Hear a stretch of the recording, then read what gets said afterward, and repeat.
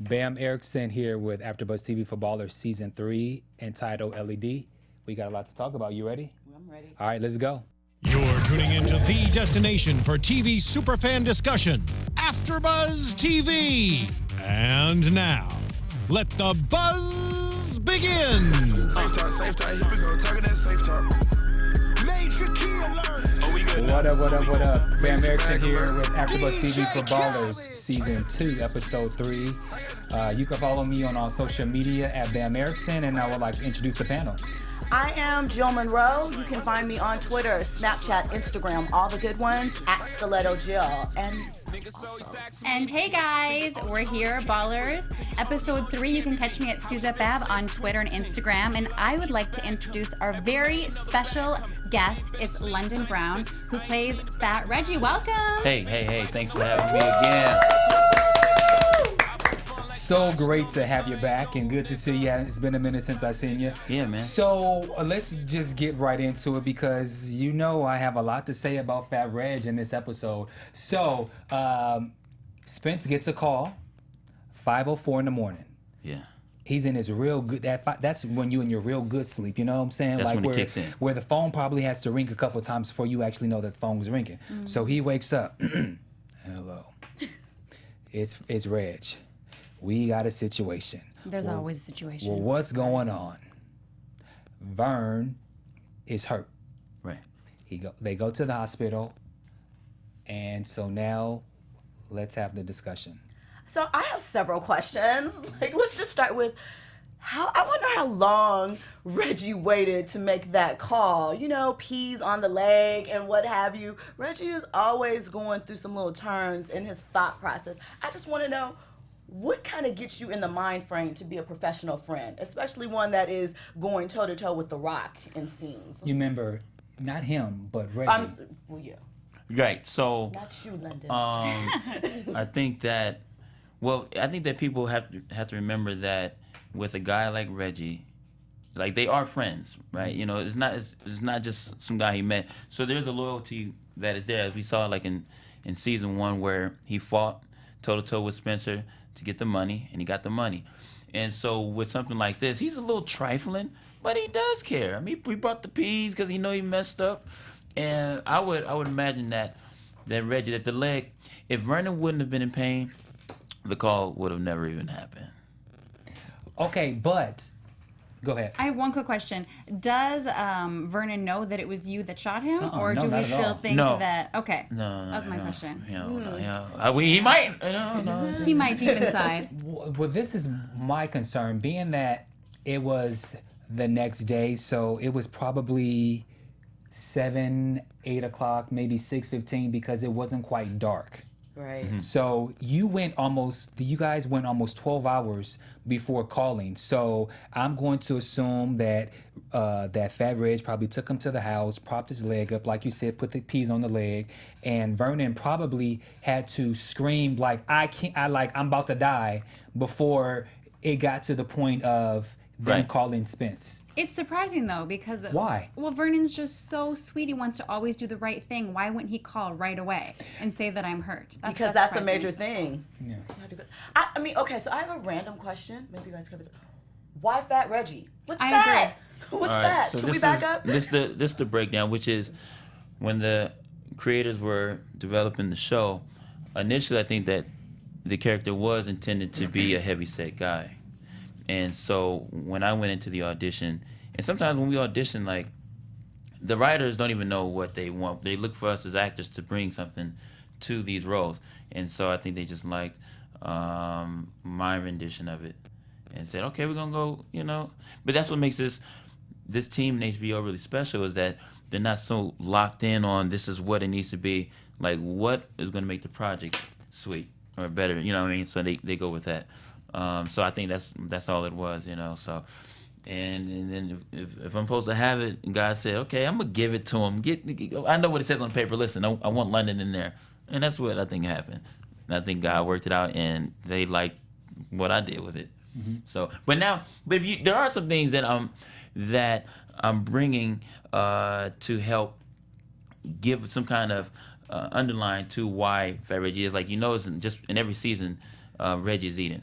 He's snacking for Yes, sure. he does have So snacks. that's a choice. It's not by accident. And like even with the scene in the hospital, when he pulled up, Tacos. when he was in the waiting room, there was some Skittles. So that stuff is those are just choices that that's my way of like including the audience in onto what's Right. going on. Okay. So now going back to the storyline. So once they get to the hospital, Vern's being rolled into he's rolled in on the wheelchair, and then they put him through this test where he has to literally get on his knees, and then a doctor can figure out what's wrong. And so if it's in fact actually as bad as Spence and them anticipated, so now he has his surgery. And while he's having the surgery, Reg is pushing the issue of, well, he has a right to be able to live. He's not owned by the NFL, because Spence was trying to say that they're going to have to figure out something. They're going to have to figure out a lie, because if he tells a lie, then they're going to protect him. Reggie thinks that, well, he has an automatic deal and so forth. So there's an issue. So my question to you guys is, do you think that Fat Reggie needs to shut up and play the game, or do you think he has a right to somewhat, I guess, defend his friend? I think he has the right to defend. He's on the payroll right now, right? I mean, that's Is he on the payroll yet? Because there was Well, that about to little be. thing about that was the whole money. issue. Yeah, isn't that why he got shot? Yeah. That's why he got shot, right? He wanted more That's money. maybe.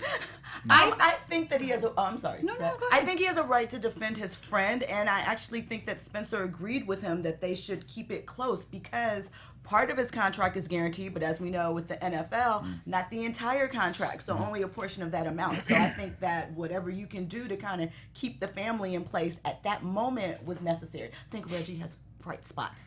I That do was one too. of them. I totally agree with you. I think that, Reggie's his buddy, it's his friend, it's his entourage.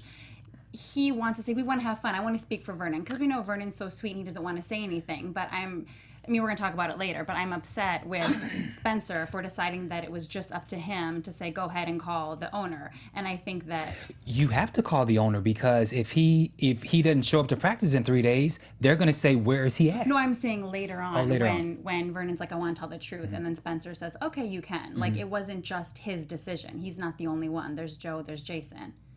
Okay, well, I think that in this situation, Reggie, he's already guilty, and he's playing as if he has no care in the world. So I like where he's going as far as the story with this, where he's pretending like he has nothing to do with this.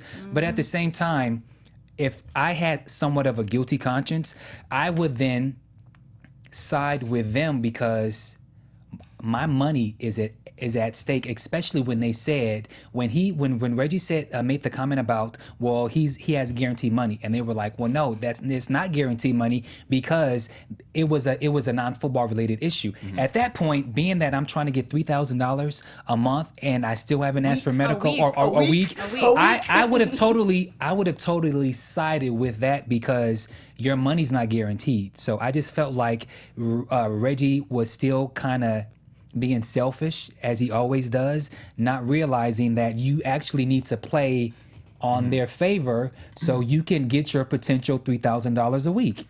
Yeah, I mean, that's the interesting dichotomy with Reggie, is just there's this part of him that is loyal, and then there's this other thing, what we see come across sometimes, because like he has his friends back, but then he's the reason his friend is even in the position anyway.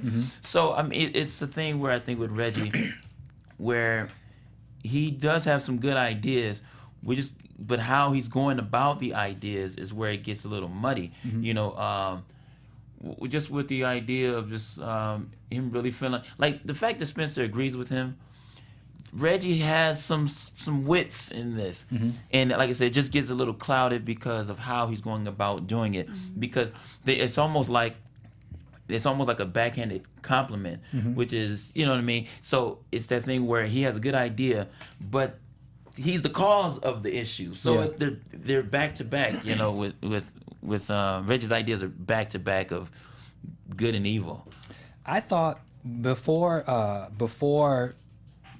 Vernon decided to actually tell the truth, I thought that it was going to come back on them and that the video or something will be shown I of did actually too. what happened. That's where I thought it was going. Maybe it could still potentially go that way. But in the end, Vernon wound up wanting to tell the truth. But another thing that I thought was very interesting is although Vernon turned his phone off and didn't want to be bothered and he ignored everyone and so forth, and you and Reggie was there, I felt like Reggie should have said something like, hey, we've been in this house for 3 days. We ain't bad. We haven't taken a bath. Nothing. Like sleeping in the hallway. We sleeping in the hallway. Like I feel like the friend should have at that point said, okay, listen, we can't hide forever because you have football practice in a week or 2 weeks. Got to report for camp. Getting You know, out of I that think rut. that's the other part of Reggie. I think Reggie be thinking, hence the spending. I think he just sometimes kind of think about just right. There's no No future. planning, like not really. Right now Reggie's like, I don't think Reggie really quite knows what to do, because I don't think he want to move too much, because you start moving forward, then that truth comes out. So I think Reggie's like, well, I'm waiting it out for myself as well. Let's both wait until until no one ever finds out. But eventually, of course, that doesn't work. Yeah. That's Do why you think Spencer Reggie's did. going to take the 800 or stick it out for the 3,000 a week? You know what? I don't really know, because with the show, we shoot our sequence. So the show is new to me like it is to everybody else. I haven't seen anything. So I'm really watching it from the outside. So I'm just as surprised to see what Reggie and everyone is going to do. I don't even know. Do you guys think that Vernon will find out that Reg actually shot him, or do you think that Reggie will eventually just keep it away for as long as possible? I don't want to play devil's advocate because I know that Reggie's to blame, but is he? I mean, I know he is to blame, but then part of me is like, is he really? Like they shouldn't have been doing it anyways, So I feel like right now, some of it's on Vernon, but again, like I'm still upset with Spencer for making this last minute decision that he's letting Vernon tell the truth to the owner. Well, technically, He needed to advise with Joe and Jason. They're going to be upset with Spencer. but did Spencer really tell Vernon to tell the truth? All he said was you need to call them and let them know that you're alive. Yeah. I don't think he necessarily said you have to call and tell the truth, because the lie was supposed to be that he was doing drills in the backyard. So did he really? I'm just saying. I guess when I watched it, I saw it as Vernon said, I want to be honest. And then I saw him give him the phone, and, he didn't stop him. He didn't cover up the phone or turn it off. He let him. I think that's a personal choice. I think Vernon the guilt would have weighed on him. He obviously wanted to come clean. And as far as your point with the paintball, I think that they probably shouldn't have been playing paintball. You're going to get shot in paintball. That's the objective of the whole game. So I wouldn't really blame Reggie per se, because he could have shot him, and Vernon just has bad balance or something that he was going through. I disagree. No, you disagree, know, of Bears? course I specifically disagree, because after they had the conversation about let's back up. I don't understand why Reggie had a meeting with Joe, and Joe said 1,500.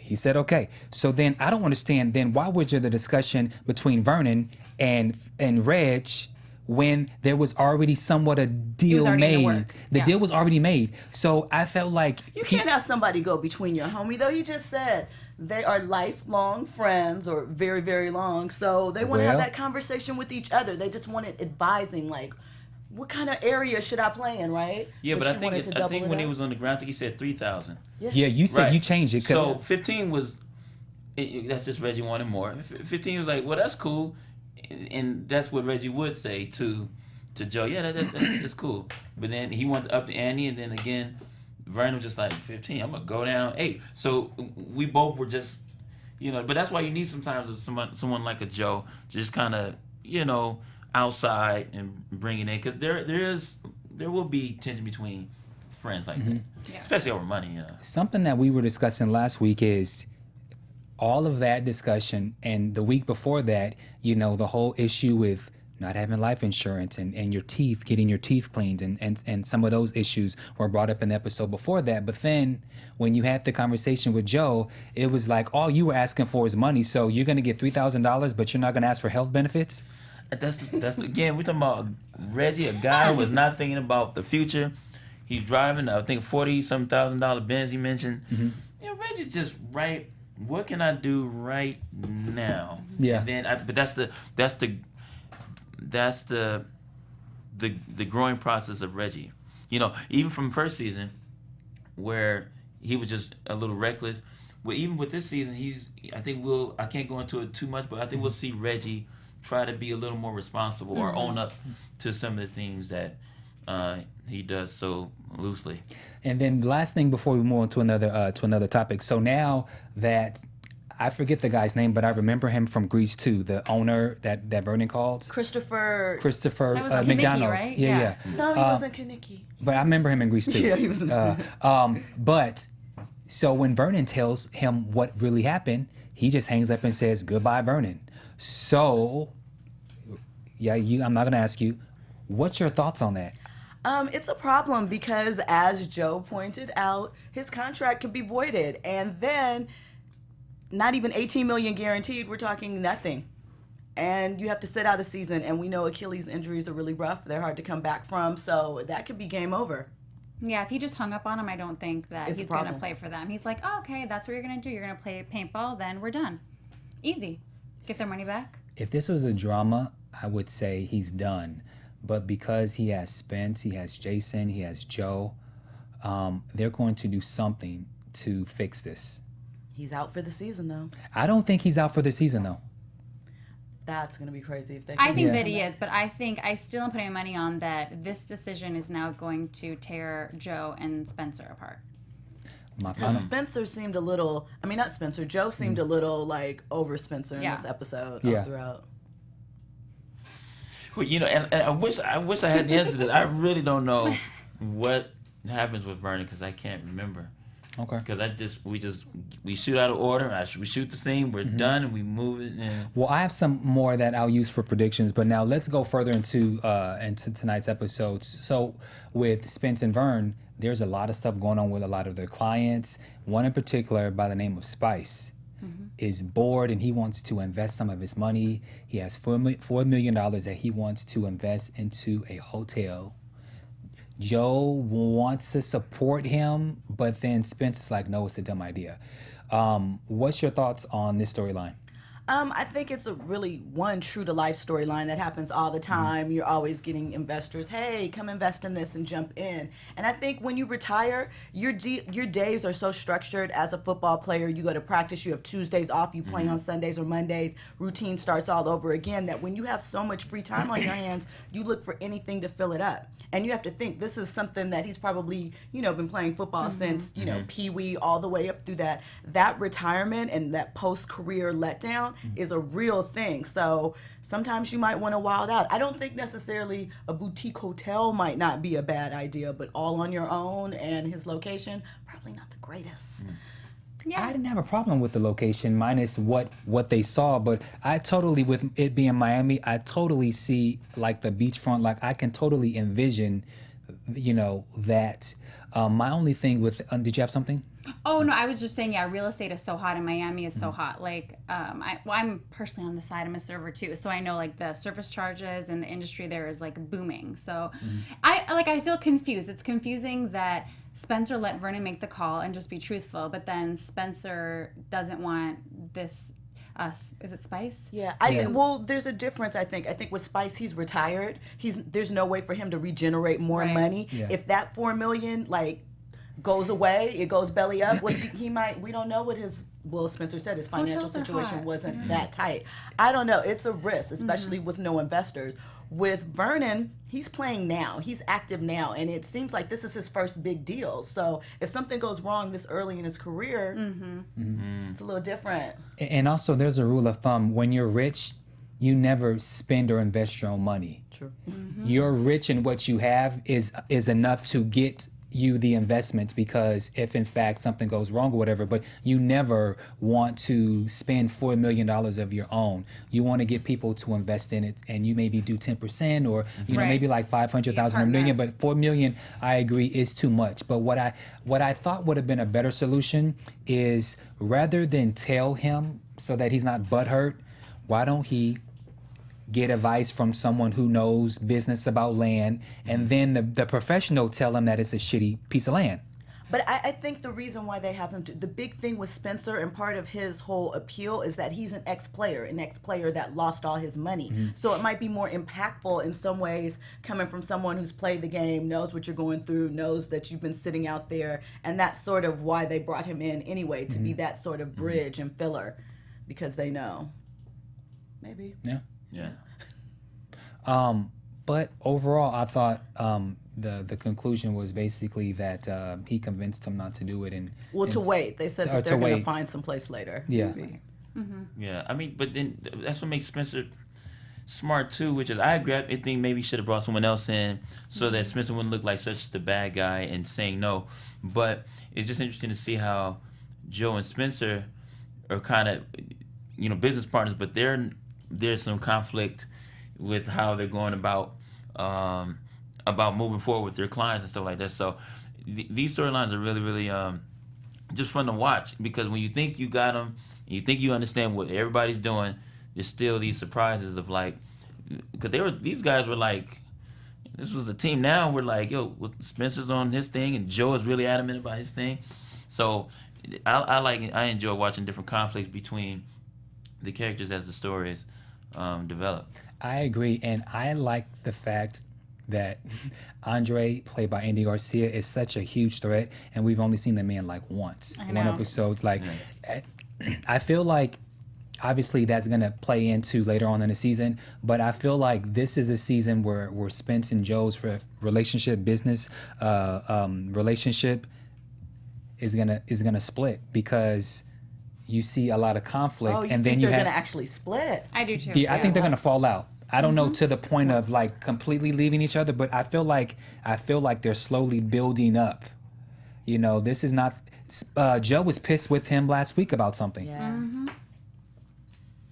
I think that it's definitely going to be a challenge between them, a power struggle, because Joe is more involved in the business sense, and a lot of Spencer's moves have to do with pride. And to your prediction last week, something we kind of skipped over, we saw Spencer floating towards the medicine cart when he was in the hospital. Yeah, we don't know. That's probably something you're going to talk about later. Sorry. Oh, no, we can talk about it now. Go ahead. I just feel like that's going to be another problem that's going to come between Joe and Spencer. Drugs.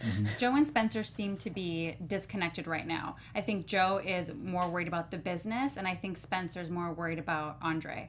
That's what he's thinking about, Andre, and then making sure he has his Vicodin. And I think there's going to be some issues. Maybe Andre will try to get Joe. I could see that happening. I could see that. What do you guys think about? So Ricky needed to feel the love. So he goes to. He always needs to. He's a wide receiver. He's a wide receiver with issues with his father. Yeah. And so that will always be the undergird that we'll see with his character, which I think is really, really just dope as well, because you would think that the pay and him still being in demand, it's not enough, and so until we see Ricky maybe really mend whatever that relationship is with his father, I think these kinds of things are going to always happen with Ricky Jarrett. During the first episode, 9 months has passed by, so they were together, and it was his dad who actually told him, "You are worth $30 million for 3 years," which he actually got. But then once he, got it, he still wasn't happy. So, where is he? I feel like the dad should have been there with him, or there should have been a call or something. Where is the dad? Yeah, I thought he would travel with him. I feel like I didn't think he would travel with him. I don't think he would want his dad there for that process. But I was surprised he was there alone. I was like, "Where's his boy?" Yeah. What, someone there with him. But I think Ricky is trying to sort of figure himself out, reinvent himself in this, new process that he might be leaving Miami, that he feels, he's going to have a chip on his shoulder with the season coming up, obviously, because he feels like Miami played him, that they, gave his money to someone else. They didn't respect him. And he wants, I tweeted about it when I was watching the episode. He wants a parade. I knew he wanted a parade. He wants to feel like he is loved and cherished and valued, because somewhere along the line he feels like he's missing that. That little funky parade doesn't mean nothing. It was a second line. He was in I New mean, Orleans it on was the second cute. line. It was cute. They, They had had the the parade. choir. They had Loved the it. choir. The choir had sounded really girls. great. They had women. It had all of that. But in this business, they will sell you something just to get your ass to sign the paper, and then after that, it's a yeah. wrap. I think that Ricky is just butthurt, and he wants some kind of apology or something from Miami. So I don't feel like he's ever going to be happy until maybe he has a discussion or something, with Miami. But I think he's that little gonna miss parade, who Miami. cares? Unless he wins a ring. And then he'll feel a lot better. Winning cures everything, right? But even I think that with all of that, these things will all be very ephemeral with him as far as the titillation that he gets from them, because it's the dad. Like, and this not to even go off deep, but with our parents, there are like 3 things we need for a healthy relationship. Like, I mean, there are a few things, but 3 main things, like love, trust, and reciprocity. So when one of those things, when they're lacking, that can affect the way our relationships are as adults. So like I said, and even on camera, that parade still didn't capture what it was live, because I stopped on set that day just to support his stuff, and it was massive. That blow up doll was humongous. Yeah. That's HBO. HBO goes big, but I thought Ricky was going to shed a glory tear. It felt like Get on going his there. knees and But I like, think he's gonna. I think he's always gonna. There's always gonna be something where he's gonna always just want more. I agree. Something, because that father thing, cause it's still not. Because let's not forget, they're not like. It's not like, oh, now we Hallmark cards now. There's still something there. So I don't know if he's ever really going to be. He's going to always want to feel the love. I agree. And then if you go back to the season finale of season 1, when the dad came, just his demeanor and how he was just like, I forgot the term, but there was something that he said to the fact of how I always say, so who cares? Like, he had this attitude, was like, all right, yeah, I wasn't there, so who cares? And he doesn't, I don't feel like Ricky's dad understands all how he's affected by this. Well, don't forget, his dad wasn't there for him. Right. So he's thinking, my dad wasn't here for me, I wasn't there for you. And because of that, that's who you are. That's why you're strong, because, And I think, it kind of alluded to, wasn't Ricky, maybe a road baby or something like that? Like, it doesn't seem like that their parents were in a real relationship. Might have been one of those other kind of relationships. So his dad is kind of like, that's what comes along with it. And I may not be there. I wouldn't have been there anyway. I was at practice. I'm busy, but I'm here now. Let's roll. So. Yeah. But I do agree. I do agree that Ricky won't be right until this issue is solved. All of that, his dad, he's probably still missing his girl. Oh, yeah. All of that. Ricky got some emotional. Yeah, he does. Things Some are- emotional yeah. baggage. I feel like we're going to see him. Where did he say he wanted to take a trip? Jerusalem. There. That Yeah. means the Holy That tells Land. you. He's gonna, He wants to find himself. a red wine bath or something. And good. He may not even sign. He may actually leave before the beginning of the season, before football starts. He may leave. He may leave and go to Jerusalem or take a trip and Find himself, be reclusive. Have any of you guys remember when Martin left and he came back the following season to go find himself? Yeah. Ricky may well, because Ballers is renewed for season 3. Woo! Congratulations. Yes. But you just never know. You never know. You don't. I don't think his ego would allow him to really, really do that, especially when the money's sitting there. But I don't think he cares about money. I don't know, man. Ricky's a wild guy, man. Yeah. That guy, he goes big. He's really over the top, and so a trip to Jerusalem, I wouldn't be surprised if he did it and came back the day before the game. And Ricky's all over. Yeah. I mean, he does that kind of thing, Like I said, because it wasn't enough. He sat down. They flew him out. They presented the money, and he still was just like, more. Yeah. And more, and I parade more. So a trip to Jerusalem, Ricky he's that guy.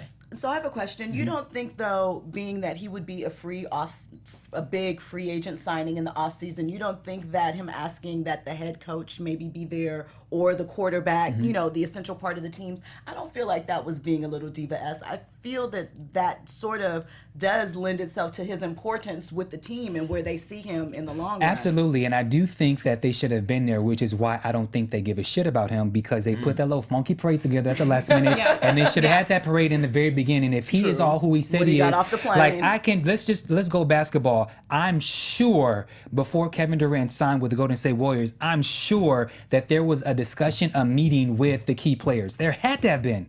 And they were all at the meeting, most of them. Yeah. So I do feel like Ricky was a little disrespected, and I think him signing is going to be a terrible idea. I Because think he's obviously going going to to miss sign. Miami, though. Yeah, But totally. it was sad. He was just in that big room by himself. So at first I didn't really get it when it's like, where's the love? I felt like he needed, just more people around to like be excited. No, I knew he wanted fireworks. Yeah. He wanted them to make him feel needed. Yeah. Okay, now speaking of feeling needed, let's go into Julie and Charles. So Charles is still distraught about playing right guard. He's Mr. Mom sitting at home And now. and so he's in his feelings, and I'm gonna drag him. So just what do you guys think? I think that it's a hard transition. He's at the end of his career. He knows what's waiting for him on the other side because he dipped his toe into retirement. He was working at a car dealership. That's not exactly sexy or fun, even if he wants to be sort of settled. So I think that he knows the end is near. He knows that being at right tackle, he may not even play that much. He might be there as a locker room guy. So I think that he's, thinking again about, wow, I just got back on and now I got to start looking at the end again. And I think it's messing with his head. But I say, suck it up. he's being a punk. He's not being taking a it lightly. wuss. Listen, as I said last week, he's 35, so that means, let's take for instance, he's probably been playing football since he was 12. Okay. Over 20 years, he's been playing football. As a big guy, you have played every position. You play center, you play left and right guard, and you play the tackle. So you've played the position. You can do it. You have 1 or 2 years left. Suck it up, practice, and get it done. Get it done. How do you really feel? No, I'm just kidding. I know, right? Just suck it up. Yeah, he's kind of being a Debbie Downer, and I thought maybe he would like go run some laps or get excited, but I don't know. I mean, his wife, thank God for her. She just she loves keeps him him. She motivates him. She She's does. like so She's babying him. affectionate. She is. Oh, is it- You think oh, she's that's baby? true. Okay, That's true. she's coddling him. She's babying him. She wants him to stay at home. You Don't really, go to the fun house. you really Stay here. think by playing a video game where you're playing a position on the right is going to help you get your No. big ass out on the grass and do Watch them some drills? film. Okay, she could definitely be pushing him to go that route. But again, like I think she enjoys him being there, and she makes enough money for the both of them. She got him a nice little whip and some things that that suggest you can be comfortable at home. But I think she wants him to be happy, but she doesn't mind him being a father either.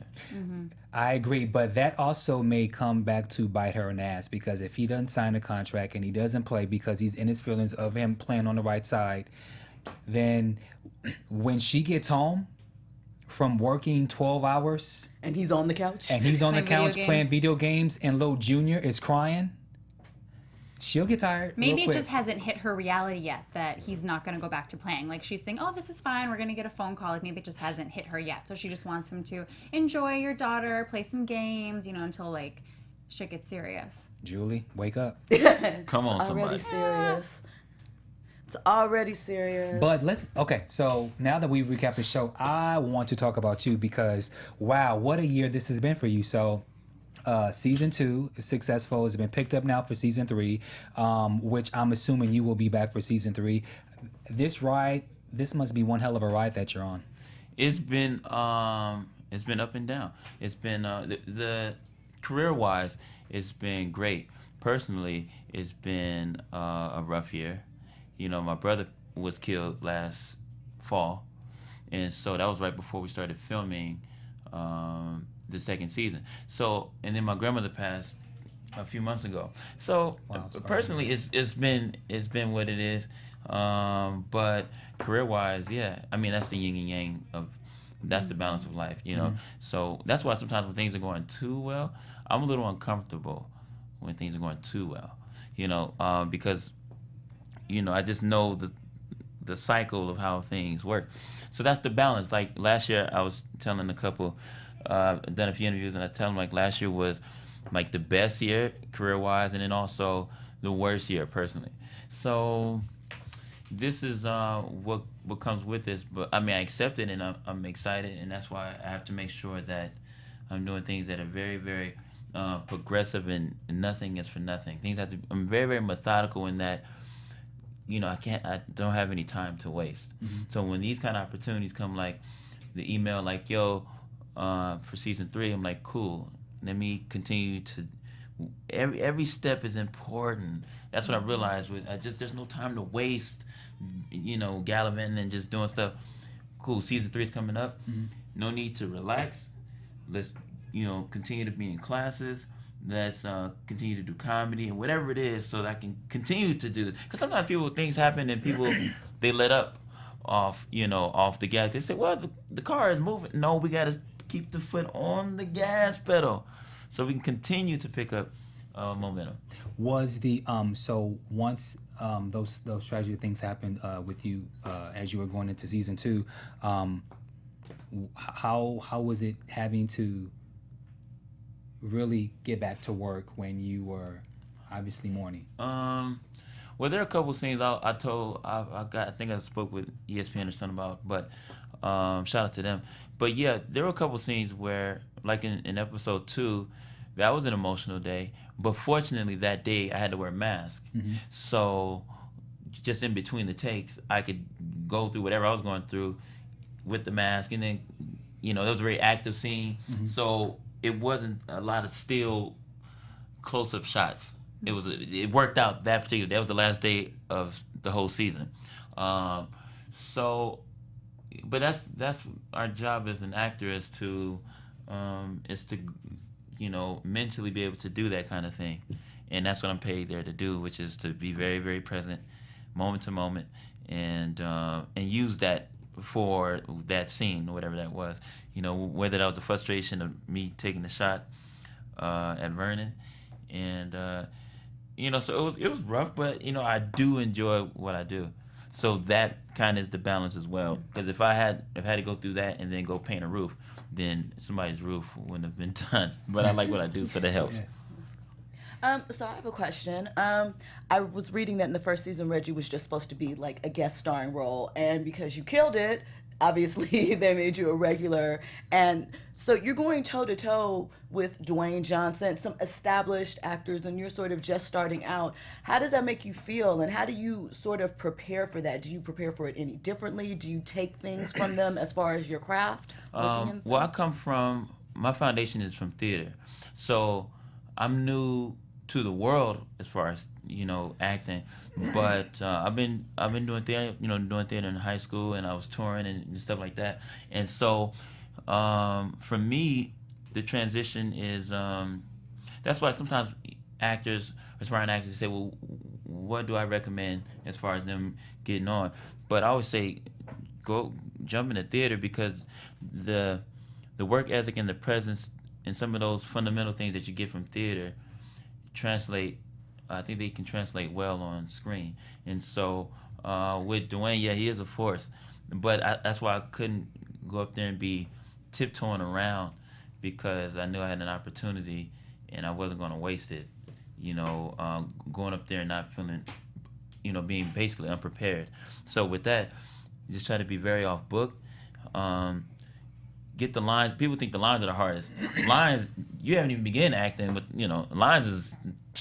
So once I get to your question, once I get off book or memorize the lines, then I can be free to be moment to moment with Dwayne, and the energy that can come across is just really, because acting is reacting, so I'm really listening to him and we're talking for real.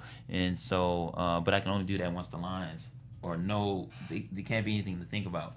So, but yeah, I classes and praying, and I'll give my coach sometimes. Or I didn't have a chance to get with him on set, but in preparation, like for the audition, is when they decided. So that it should be come from reoccurring to a regular. So I just try to be very, very prepared, very, very focused, man. I don't like to mess around, because I understand it's a great opportunity. I don't sleep on it. I'm like, I gotta be. I don't want to, and then I feel like I don't want nobody down. Like I'm the oldest of my family, so I got a lot of weight. I can't mess around for myself or for my family. So I got work to do. Yeah, I know that you do stand up. Yes. And I think what helps with some people might not really, like in the first season, love Reggie, but then there's always just that such good comedic timing and a little improv. So do you get a chance like to ever kind of use that they're improv cool. or change some lines? So how's that? So basically, yeah, I think with Reggie the first season, he's really like the antagonist. I think they were writing stuff in as we were on set and figuring it out. But within season 2, there is a slight transition with Reggie between season 1 and season 2. Season 2, we'll see a lot more comedic stuff going on. And the director, basically the first few takes, I do the lines verbatim. And then after a while, he was really cool, and they'll say, you know, okay, go ahead now, you can play. And it's cool to have that trust, because with that, they trust the ideas that I'm going to bring, so there's no worry about me improvising on something that's unrelated to the scene. But I can only do that if I've done the homework, which is I'm off book, mentally, emotionally, I know where the character's coming from, so I know where the vein is. Like sometimes when I do a Paul Mooney impersonation, it don't matter what the subject is, because I know his point of view. You know, so if it was Paul Mooney's really like black and white on a lot of issues. It's just there's no gray. So no matter what it is, he'll find it. You know, this piece of paper, it's a white piece of paper, but it means nothing without the black ink, okay? Whatever it is, it doesn't matter, because he's very. That was great, right? That was great. Like, You know, but just being able to be in the emotions, be in the vein of Reggie, then it don't matter where Reggie is. He's gonna, you know, I can go anywhere and come right back because I know where I'm going. Speaking of comedy, so I was watching a comedian on Vlad TV, and he's an old school. I forget his name. The guy on Matt TV. Eric Spears. Yeah, he was talking about like old school comedy versus new school comedy, and he mentioned something about how, you know, with today's comedians, you know, you have to be funny in 6 seconds or 15 seconds versus where his genre of comedy come from. You know, you have to be prepared for 30 minutes, 15 minutes, 20 minutes. And being that you are, you do stand up, but you're also very well versed, is it easier, or is there a difference between trying to be funny, say, for 15 seconds versus 30 seconds of a stand-up? Yeah, I have a lot of friends who we call Vine Kings and so forth. And so that's a different skill in itself. It's not even to say that that's easier than stand-up necessarily, but the big debate is just how, with the Vine clips and the being funny in 6 seconds, you can edit it, you can crop it, chop it, and put it and paste it together that way. But it still takes a great deal of ideas and so forth, and talented people to do it. But with stand-up, yeah, it's a different muscle, like, because you're live, and the stage doesn't lie. Like, you can't. Stand-up isn't one of those things you can do on the side. It's not like baking cakes, and it's not to say that baking cakes are easy, but stand-up is not. It's not that. Like, you really have to be in the clubs regularly because jokes are about timing. So that's why you can joke about anything if the timing is right. And that's why you ever run into some people that you find annoying, but they think they're funny. Their timing sucks. That's all. They'd be like, "Yo, not right now." They think their timing is on, but it's not. Everyone thinks they can do stand up, and they cannot. This is I think it's a gift. For sure, it's a gift, and it takes a lot of work just getting the timing down and the rhythm of the jokes, so that, you know, so that you're funny. And then, like I said, with the social media funny guys, that's another. To even get to a punch that quick, to figure out, you know, it's like set a punch. I mean, it's so quick. That's a skill in itself, but it's not stand up. But I know you can do both. So do you prefer to do stand up? I prefer stand up. A lot of my friends really because I do a lot of different characters, and a lot of my friends are like, "Yo, jump on this." But right now, I just always move to my own rhythm, and you know. I just like stand up. I'm a student of it. I really just like the process of having a voice and being able to share my story the way I want to do it. without any restrictions of that, without time limits and so forth. And so for me, I'm like, let me do, stand up is a lot more, and that's me, man. And you tour a lot, so let everyone know. You have any upcoming shows? Yeah, I got some shows coming up. They're gonna have to follow me on social media, but I know I do the J Spot Friday with the host Angel Gaines. Mm-hmm. I do a spot this Wednesday with my man Oren Smith. Shout out to Oren Smith. Mm-hmm. So I'm gonna be posting some stuff because sometimes too, the clubs will call me an hour before. Shout out to the Comedy Union that keeps me working. Enz Mitchell over there. I got to do that. And if they call you in an hour, you go when you're ready? I'm always. I try to stay ready, man. Okay. Stay ready. Yeah, Don't man. have to Stay get ready. I got it. And does anyone have any quick predictions before we wrap? Any predictions? I think Reggie is going to get some of his money, but it's going to be hard earned. Okay. I think the truth's going to come out that Reggie shot Vernon, and I think that Joe and Spencer are going to start. Somebody talk to me.